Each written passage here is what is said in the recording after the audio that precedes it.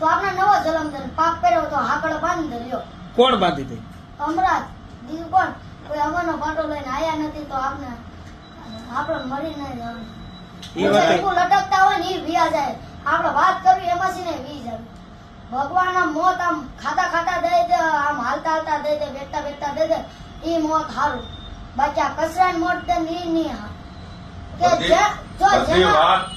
બધી વાત તમે કોઈ હું નો કરી કી કરે જો આપણે જ્ઞાની ખરેખર સાચી વાત છે બધી. સાંભળો તો ખરા કે જેના નસીબ હોય જેનું કિસ્મત હોય ને એનો જ ગિરનાર ઉપર મોત આવે નકર નો આવે.